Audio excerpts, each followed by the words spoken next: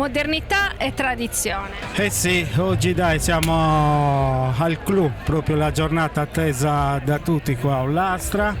Abbiamo iniziato i giorni scorsi con degli eventi collaterali, dall'arte alla cultura, e oggi finalmente è arrivato, dopo tanti sacrifici, grazie ai collaboratori del comune, grazie agli amministratori che mi hanno sostenuto e hanno portato anche loro delle innovazioni, e in più devo ringraziare anche tutta la popolazione perché mi hanno veramente aiutato e supportato. Tutte le associazioni naturalmente, poi ringrazio la Regione Sardegna, ringrazio tutti quelli che sono venuti oggi a tagliare il nastro insieme a me. Naturalmente un ringraziamento particolare va all'onorevole Cera del territorio che ci ha aiutato e supportato e creduto in questo nostro progetto della fiera, e oggi si vedono i risultati.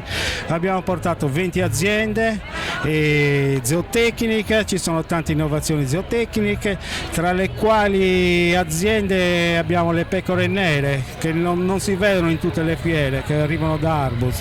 Poi ci sono alcune ovini che arrivano da Bolottana, poi abbiamo naturalmente degli ovini e sono orgoglioso di Ollastra, abbiamo anche un pony equino di Ollastra, poi abbiamo degli asinelli che arrivano da Siapicia, poi abbiamo gli asinelli dell'asinare. In particolar modo devo ringraziare Agris, devo ringraziare l'Associazione Nazionale dei Pastori e l'Associazione Allevatori Sardegna.